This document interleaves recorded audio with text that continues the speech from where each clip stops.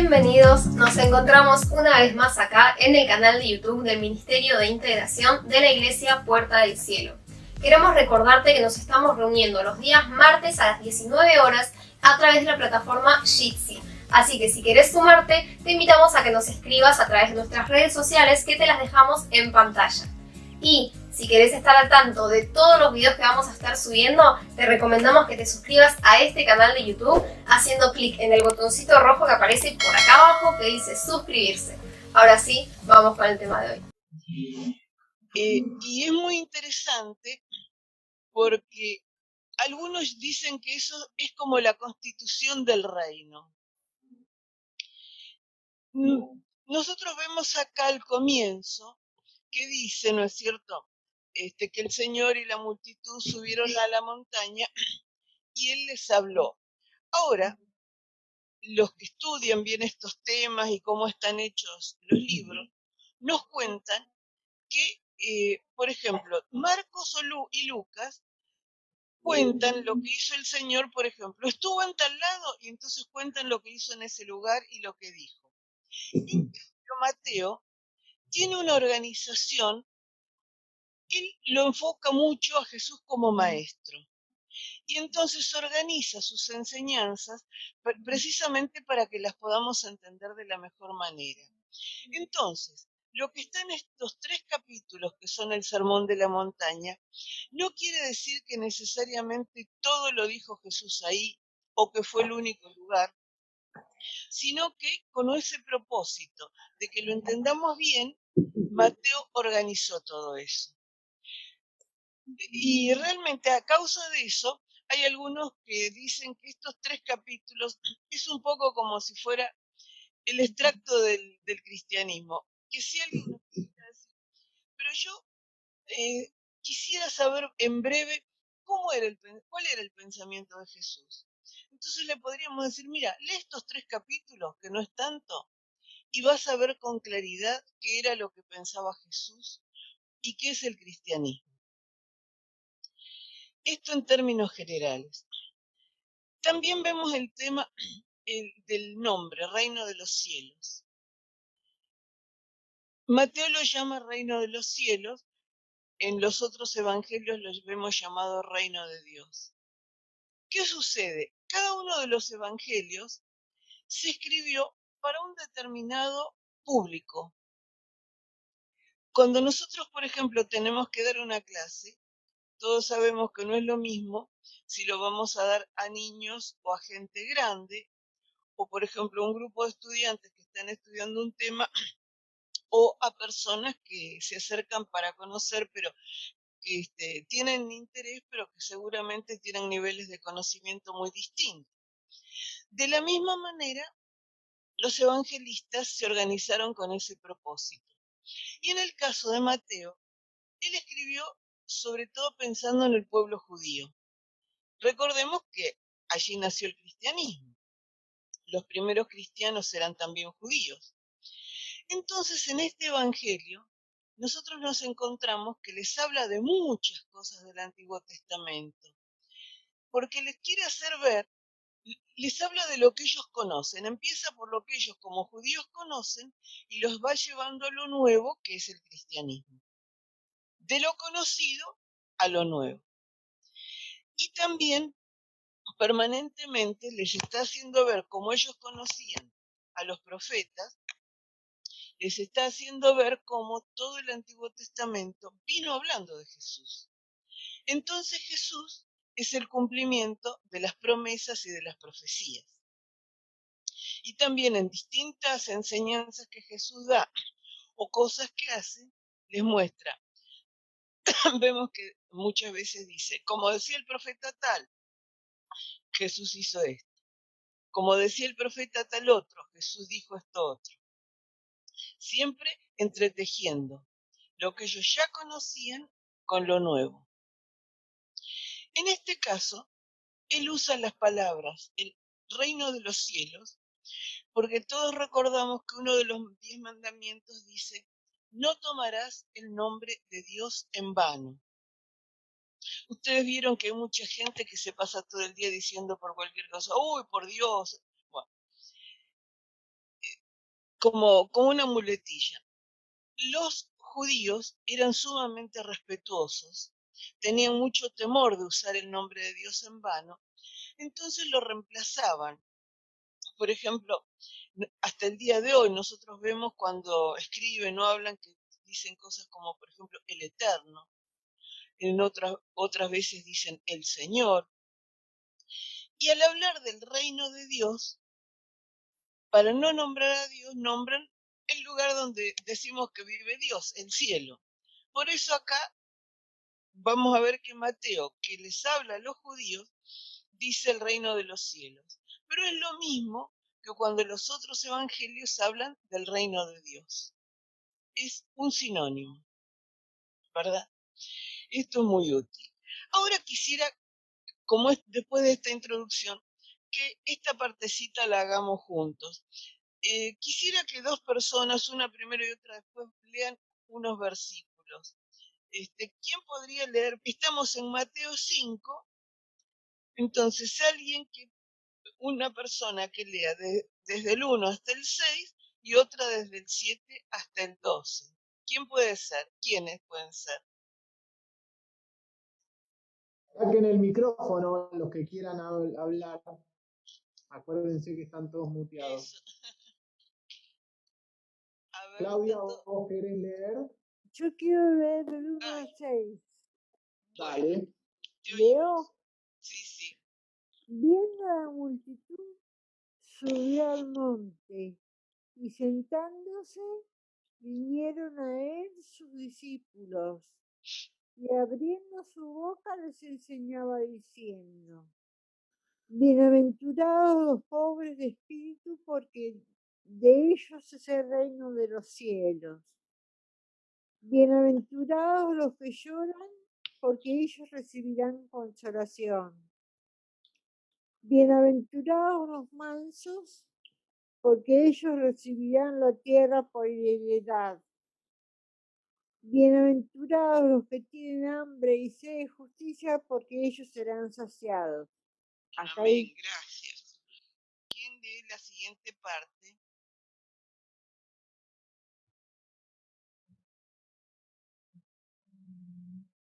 A ver, otro Algunos no lo leemos nosotros.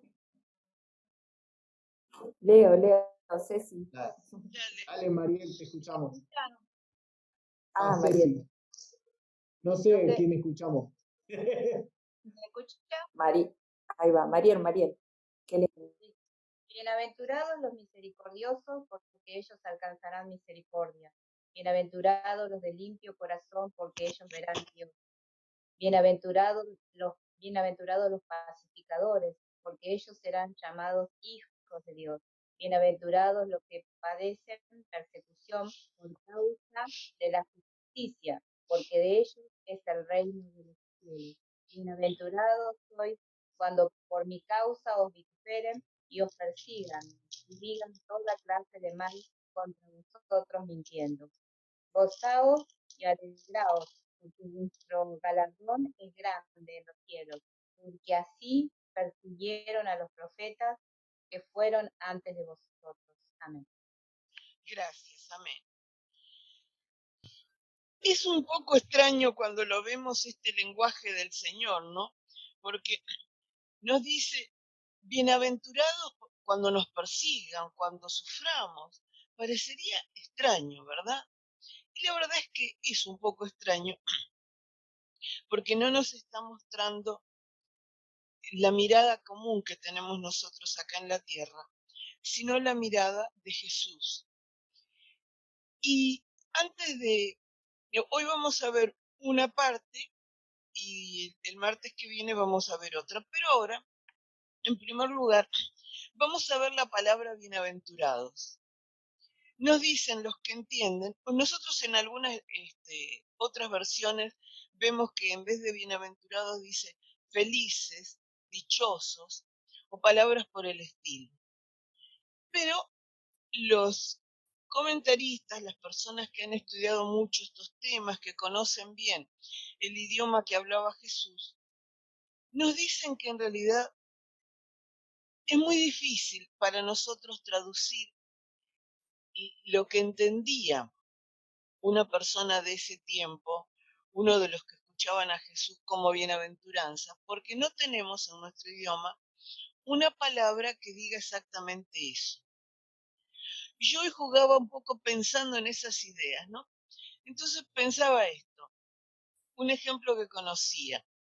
Si, por ejemplo, un señor va a un bar, ¿pueden abrir, por favor, 2 o 3 los micrófonos porque quisiera que me contesten? Yo tengo abierto. Un señor va a un bar, se sienta y le dice, mozo, por favor, sírvame un tinto. ¿Qué entiende el mozo? ¿Qué le va a traer el mozo? Vino. Vino. Vino, ¿verdad? Ahora, lo que he leído que en Colombia, si yo pido un tinto, me traen un café negro. Ellos le llaman té. Entonces yo pensaba, imaginémonos que una señora colombiana viene a La Plata. Piensen en una señora grande, podría ser como yo, que un día a las 8 de la mañana se sienta en un bar de La Plata y le dice al mozo, mozo, por favor, sírvame un tinto. ¿Se imaginan la cara del... ¿Perdón? A lo mejor después le dice, señora, ¿y qué prefiere? ¿Una copa o 3/4?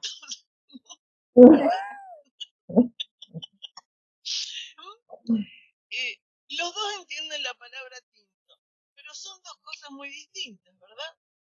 Van a tener que charlar un rato para ponerse de acuerdo. Y eso que los dos hablan castellano. Hay otras palabras con las que puede ser más difícil, porque ahí dentro de todo le va a decir, mire, yo me refiero a un café, bueno. Pensaba otra palabra un poco más difícil para nosotros, la palabra trucho. Si nosotros, por ejemplo, escuchamos decir, en la salada venden perfumes truchos, ¿qué entendemos que quiere decir? Ordinario. Que no son originales. Eso, Claro. falsos, ordinarios, etc. Cuando es un producto, Imitación. claro, cuando es un producto tenemos una palabra, imitaciones, falsificaciones, ordinario. Ahora, si yo digo de una persona, ese tipo es un trucho. Si se lo tengo que explicar a un extranjero, ¿qué le explico? ¿Cómo le digo qué quiere decir que es un trucho? ¿Qué le podría decir? ¿Qué se les ocurre? ¿Tenemos una palabra para explicarle? No. ¿Verdad? No, muchas. Tendríamos que dar una descripción. Claro, claro. Bueno, con Mentiroso. trucho, sí, Como por ejemplo, que engaña, qué sé yo, pero sería una descripción un poco vaga. claro, exactamente. Guiándolo como que es una persona falsa, digamos, algo así. Claro. Pero, a ver, Noble 552, ¿quién sos? Sandra, pero me Sandra. apareció el nombre, pero después Bueno, Pongo el nombre, Sandra. claro. sí. Bueno, en trucho, que es algo negativo, nos pasa eso. No tenemos la palabra, tenemos que estar explicando el concepto. Para explicar lo que es bienaventurado, en castellano, lo que los hebreos entendían de la época de Jesús, entendían por bienaventurado, en castellano también tenemos que dar una explicación porque no tenemos la palabra. Si decimos felices o dichosos, está hablando de sentimientos. Y si bien un bienaventurado a veces puede estar feliz o dichoso, no siempre. Recuerdan que leímos que íbamos a ser bienaventurados cuando nos persigan. ¿Estaremos felices cuando nos persiguen? No. Claro. Es una situación apretada. Estaremos diciendo, bueno, Señor, si es tu voluntad, yo sé que me vas a cuidar, pero contentos no vamos a estar, dichosos tampoco. Entonces no traduce bien. Además, ¿qué es un sentimiento? La felicidad, la dicha, son sentimientos y dependen de las circunstancias. En cambio, la bienaventuranza no depende de eso. Para empezar, nos explican, para ser bienaventurado no puede ser cualquier persona, sino que son los hijos de Dios. Es decir, los que ya estamos en el reino de Dios, los que hemos nacido de nuevo. Porque tal como ellos entendían, hay bienaventuranzas en el Antiguo Testamento también. Justamente Jesús cuando les habla, cuando usa la palabra, no es desconocida para los que lo escuchan. Porque en el Antiguo Testamento, sobre todo en Salmos y Proverbios, encontramos bienaventuranzas. Bienaventurado el varón que no anda en consejos malos, etcétera, etcétera. Ellos conocían, pero se aplica siempre a las personas que están dentro del pueblo de Dios, que tienen una relación con Dios. Es un estado de esas personas que quiere decir que gozan del favor de Dios. Vamos a ser absolutamente bienaventurados cuando estemos con el Señor en el cielo, pero lo somos ya aquí. No es un estado futuro la bienaventuranza, no es una promesa. Por ejemplo, dice, bienaventurados los pacificadores, no es una promesa. Si sos pacificador vas a recibir esto. No. Es como que va describiendo. Y de alguna manera también tiene que ver justamente con ese carácter que se tiene que ir formando en los hijos de Dios por acción del Espíritu Santo. Estas características que tenemos o que vamos a ir desarrollando. Todas estas características las desarrolla en nosotros el Espíritu Santo. Nosotros no podemos hacerlo, pero podemos impedirlo. Es decir, el Espíritu Santo, por ejemplo, quiere ir trabajando en mí para que yo sea una pacificadora. Pero a mí me gusta pelearme con medio mundo. Yo en eso, insistir lo que está haciendo el Espíritu Santo, lo voy a estorbar. Es ponerle impedimento hasta el momento que yo entienda y me afloje en sus brazos para que Él trabaje en mi vida, me vaya formando a semejanza de Cristo. Veamos algunos de estos puntos. ¿Cómo decía el primero? ¿Lo podría leer de nuevo, Claudia, la primera bienaventuranza? Sí, cómo no. Viendo la multitud, subió al monte. El 3, la primera bienaventuranza, el versículo 3. El 3. Bienaventurados los pobres de espíritu, porque de ellos es el reino de los cielos. Amén. Amén. Acá es otro concepto que también lo tenemos que explicar un poquito. Ya cuando nos dice pobres en espíritu, ¿pensamos que habla de, por ejemplo, ser pobres de plata o de otra cosa será? Sí. Pensamos que no nos está hablando, ¿no es cierto?, de cuestiones de dinero en esta parte, ¿verdad? Y efectivamente, las palabras que ellos usaban, ellos tenían varias palabras para decir pobre. En primer lugar, la palabra que usaron en el original, en castellano se traduciría mejor diciendo indigente, más que pobre. ¿Ustedes se fijaron? ¿Le prestaron atención, por ejemplo, al INDEC, que todos los meses da los índices de costo de vida? Sí. Y cuando dice lo que necesita una familia para no ser pobre y demás. Y hay como un último escalón que dice, necesitaría tanto para no estar en la indigencia. El indigente es el que no tiene para vivir, como por ejemplo el que está en la calle. Una persona en situación de calle, el que no tiene lo necesario. Y a veces puede tener un techito, pero le falta todo lo demás. Un indigente.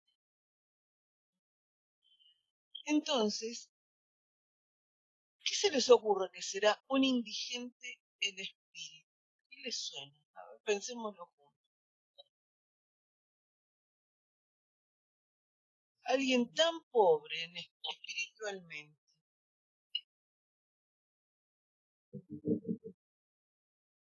Alguien que no tiene a Dios y tiene como un vacío. Ajá. ¿Qué más? Tiremos ideas ahí, estamos pensando entre todos. Como que no puede llevar su vida, no sabe qué hacer con su vida, no sabe cómo vivirla, no sé, me imagino. También, claro, sí, sí. ¿Y qué más se nos ocurre? ¿Qué más podríamos agregar?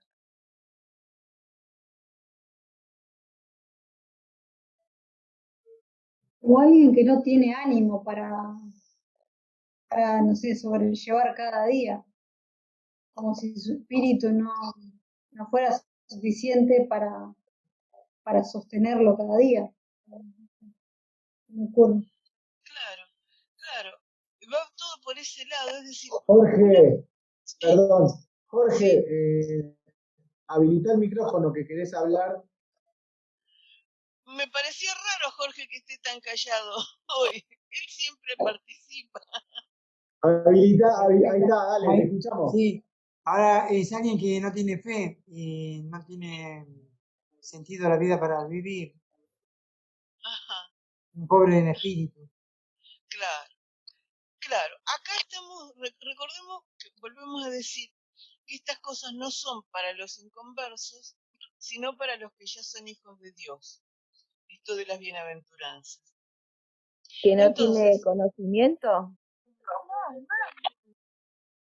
¿cómo?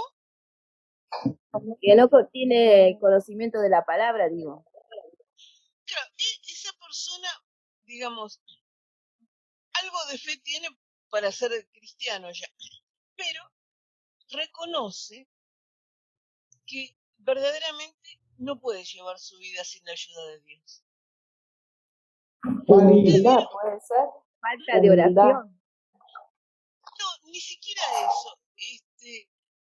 No es tampoco eso. En realidad, esto es alguien en el sentido original. Yo les decía que hay palabras que nos cuesta entender porque nosotros no tenemos esas cosas. Está bueno todo esto que decimos para verlo.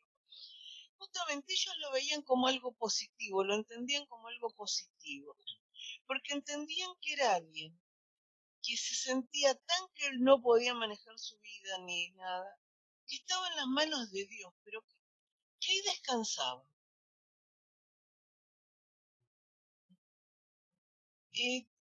Como que era bueno eso, decir, bueno, estoy totalmente entregado en el sentido de que yo no sé qué hacer con mi vida, pero vos podés. Sé que vos sos el que la puede manejar. En ese sentido, no necesita ni estar deprimido ni mal, sino vieron que nosotros tendemos a sentir que nosotros podemos. Yo puedo esto, puedo aquello. No es que esté mal, pero es importante que lleguemos a un punto en el que entendamos esa entrega que el Señor requiere de nosotros, para que a partir de ahí podamos ser colaboradores de Él, para que Él pueda irnos guiando y trabajando. Porque si no, a cada rato somos como un caballo arisco que está mal tomado, que nos vamos para allá y nos tenemos que tirar por acá. Es como irnos rindiendo, no es sencillo. Pero justamente decía, como alguien que puede llegar a sentirse así que se entrega a Dios, y ese va a ser es un bienaventurado. Está dentro del pacto de Dios, pero además reconociendo que la voluntad de Dios es buena, es lo mejor para él. Reconociéndola no solamente acá, sino acá. Que cuando podamos María del Carmen, te hago una consultita. Entonces tendría como esta carga positiva, ¿no? Hablar en Exacto. ese sentido. a... Sí, está muy bueno eso, al revés de lo que entendemos nosotros, está muy bueno eso, sí. Sí, yo lo entendí como una dependencia, o sea, entenderlo como que nuestro espíritu es completamente, por ser un espíritu en sí humano, y entender que necesitamos del Espíritu Santo en nosotros para completarnos en sí. O sea, sin También, como una especie claro, que sin Dios no podemos. Exacto, claro. Por eso un pobre en espíritu, ¿no? Exacto, exactamente. Y aún, por ejemplo, cuando leemos un pasaje paralelo en Lucas, Lucas dice solamente pobres, pero por el contexto, por cómo él usa la palabra, la idea de los pobres que está muy presente en su evangelio, el concepto no es distinto de este. Porque era algo que lo pensaba, en esa época lo pensaban así, ellos lo entendían de esta manera. Entonces, podía no estar, para nosotros puede decir, pero él no dice en espíritu, digo esto porque hay algunos que lo entienden así, que lo interpretan, no, habla acá de los pobres, de los que les falta plata, qué sé yo. Y llegan a algunos errores. Miren, a lo largo de la historia de estos siglos, estos 21 siglos, el cristianismo muchas veces, o las personas cristianas cometieron muchos errores. Como por ejemplo creer que ser pobre, a muchos se les ha dicho incluso, entendiendo mal esto, y sobre todo como se lee en Lucas, que dice bienaventurados los pobres nada más, que son bienaventurados por ser pobres, por pasar miseria, y eso no es lo que dice la Biblia. Para Dios no es bueno que la gente sea pobre, miserable y que sufra. Eso es fruto del pecado humano, no del pecado de la persona, del pecado del ser humano. Todos recordamos, ¿no es cierto?, lo que pasó en el Edén, la caída. Vuelvan a leer siempre los 3 primeros capítulos de Génesis. Yo siempre vuelvo a eso porque sin eso no entendemos el resto de la Biblia. Cómo era lo que Dios quería para nosotros y lo que pasó cuando el hombre, digamos, lo escuchó, le prestó oídos a Satanás, empezó a caminar para el lado que Satanás le decía, entonces se apartó de Dios, pero no solo eso, sino que el hombre y la mujer, la pareja humana, eran los representantes de Dios en la tierra. Tenían autoridad de Dios, y esa autoridad la tomó Satanás. Por eso vemos en algunos pasajes bíblicos que dice el Dios de este siglo. Pablo dice el Dios de este siglo. Y es verdad, de este tiempo, porque por un tiempo le fue dada autoridad. Ahora, por eso es tan importante cuando viene Jesús y ya el Bautista dice, el reino de los cielos se ha acercado. ¿Qué quiere decir? Reino, vamos a ver otra palabra, de estas que también la entendemos distinto. En general, cuando nosotros nos dicen el reino de acá, de allá, ¿a qué se refiere? ¿Qué? Nuestro idioma común. El reino de Inglaterra, ¿qué sería, por ejemplo? Un gobierno. ¿Mm? Un gobierno. ¿Un gobierno sobre dónde? Un lugar, por Inglaterra. Claro, exactamente. Y cuando lo usamos nosotros en general nos estamos refiriendo, por ejemplo, a Inglaterra, Suecia, España, son reinos. Pero el sentido que tiene acá bíblicamente es el otro que mencionabas, Lore, gobierno. Quiere decir el gobierno de Dios. Entonces, cuando Juan el Bautista dijo el reino de los cielos se ha acercado, y después vemos que lo usa también Jesús, quiere decir, desde el Edén hasta acá, Dios lo vino preparando. Y ahora con Jesús, el reino de Dios, el gobierno de Dios, irrumpió, le había sido dado. Seguía teniendo Dios por arriba, por supuesto, nunca deja de tener su gobierno. Pero acá le había dado cierta autoridad a Satanás. Cuando viene Jesús, se concreta la obra de la redención, es una invasión del reino del cielo, de los cielos. acá en esta tierra que estaba en cautiverio, que estaba en esclavitud. El reino de la luz empieza a luchar contra el reino de las tinieblas.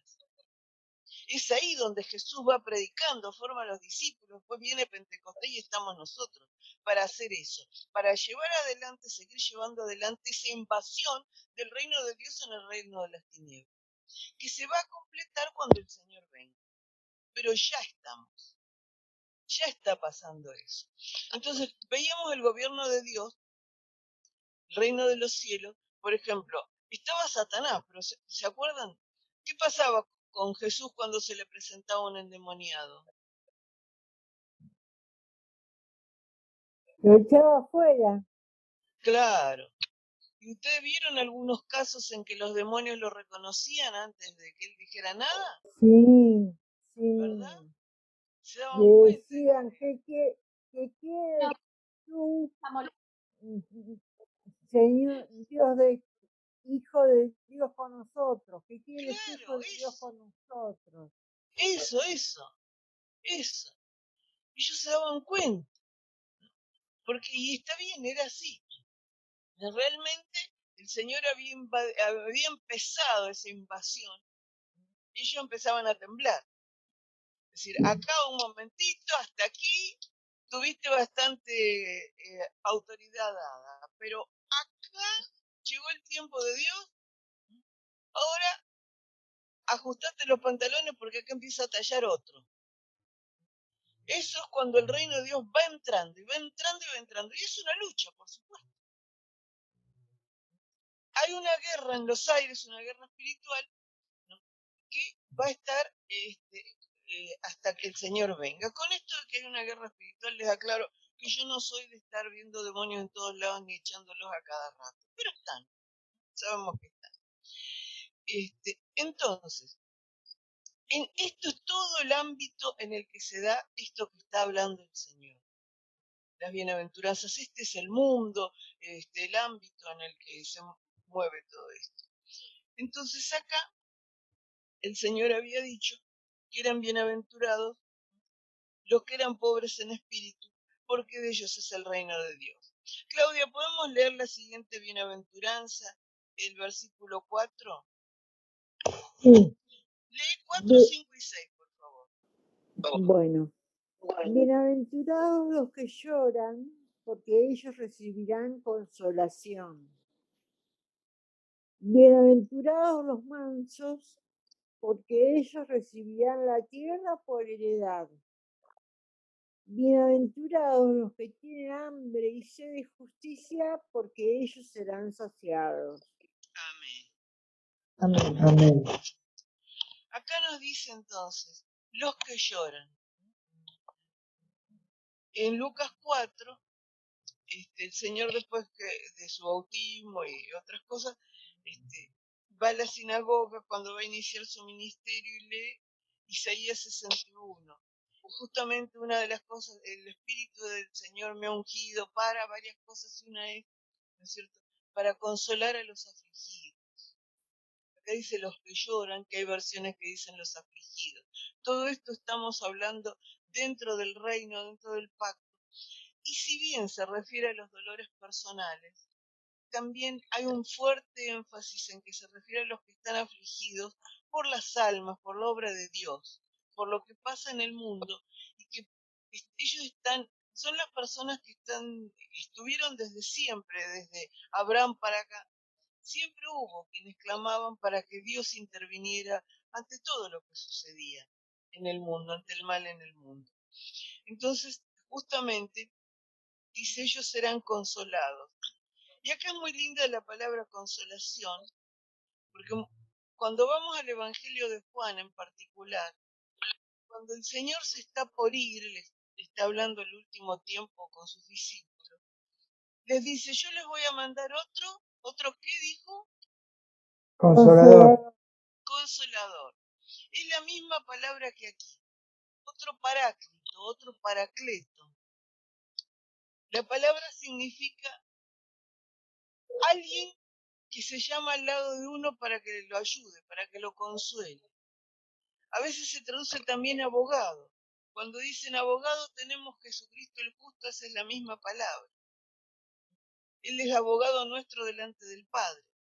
Dice, mira, acá María del Carmen hizo una macana, pero fíjate que yo la lavé con mi sangre, es mi abogado.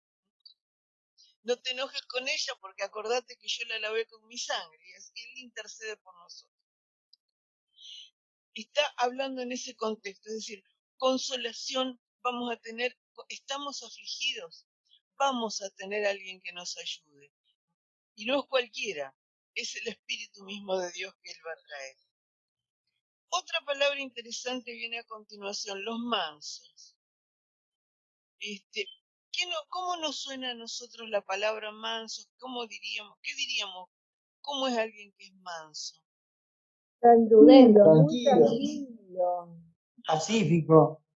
Ajá, que no se enoja. ajá, claro. Sí, todo eso. Solo que acá tiene un aditamento más, tiene una cosa más. Recordemos, manso, por ejemplo, la forma más clara en que vemos explicada esta palabra es el Señor cuando es juzgado, cuando está delante de Pilato, cuando están después los soldados y toda esa gente que lo insulta. Y él permanece, no reacciona. Ahora, él no reacciona porque era débil y porque estaba totalmente derruido, Jesús, cuando no reacciona porque esa gente hacía eso. ¿Por qué sería? Hay que, por ejemplo, delante de Pilato, delante de los sacerdotes, delante de los soldados que lo escupen. Porque cumple la voluntad de Dios. Eso, hermano, exactamente. Él se siente fuerte, ese manso, puede mantener esa calma, esa tranquilidad, porque él sabe que está haciendo la voluntad de Dios. Exactamente. No es un blandito el manso. Es suficientemente fuerte como para poder hacer eso. ¿Sí? ¿Alguien iba a decir algo, a comentar algo? Yo, equilibrado, ¿no? Sí, claro que sí. Equilibrado en el Señor. Siempre el contexto en que estamos hablando de esto es esto, ¿verdad? Pero justamente puede mantenerse así. Recordemos cómo estaba Jesús, insultado, traicionado, golpeado, lo habían flagelado de una manera espantosa. Ahí lo estaban insultando y él podía mantener ese equilibrio, esa tranquilidad por eso. Él sabía que estaba haciendo la voluntad de Dios y la aceptaba plenamente. Entonces eso le daba fuerza para afrontar toda esa situación de esa manera. Sin rendirse, sin aflojar, sin enojarse. Y el siguiente, hoy vamos a ver hasta acá, hasta esta bienaventuranza, que es los que tienen hambre y sed de justicia, porque ellos serán saciados. Y acá, la justicia, la entendemos siempre, como decimos, venimos hablando en este contexto del reino de Dios, eran los que esperaban el reino de Dios. ¿Cuántos de ustedes, hermanos, más de una vez ven que pasan cosas malas? Que a lo mejor, supongamos, un gobernante tiene que tomar decisiones y estamos orando, qué sé yo, lo del aborto, que tome las decisiones correctas, que no sea así, ¿verdad? Sí. Bueno, somos los que estamos clamando, los que tenemos hambre y sed de justicia, los que queremos que las cosas se hagan bien, que se hagan. Justicia quiere decir como Dios quiere que se hagan, de la manera correcta. No está hablando acá, nosotros lo entenderíamos a veces de jueces, cosas de jueces. En esto no se está refiriendo a eso, sino al orden de Dios. El orden de Dios para el mundo, cómo Él quiere que sean las cosas. Entonces nosotros cuando hemos estado, y lo seguimos haciendo, orando, por ejemplo, digo el caso ese porque me parece que ilustra bien, porque es una cosa fuerte, lo del aborto. Nosotros clamamos, Señor, te rogamos por esas vidas, no permitas, poner tu mano. guía de alguna manera, apartá de ellos los malos consejeros, que tengan buenos, dales temor de Dios para que actúen bien. Tenemos hambre y sed de justicia, estamos clamando, Dios, que sea tu reino. Y nosotros leemos todo el Antiguo Testamento y leemos en particular en los profetas y vemos cuántas personas ha habido. Dios siempre tuvo gente que clamaba así, para que fuera la voluntad de Dios la que se hiciera en la tierra y no las cosas que pasaban. Y no la voluntad nuestra. Claro, y la del mundo y la de los que lo rodeaban, exactamente, hermano. Entonces, esos son los que tienen hambre y sed de justicia, ¿no es cierto? Los que están alineados, así no solo alineados con la voluntad de Dios, sino deseosos, anhelantes, clamando para que eso venga, y se serán saciados. Así que dejamos aquí en el nombre de Jesús que Él nos siga hablando y continuamos el martes que viene, si Dios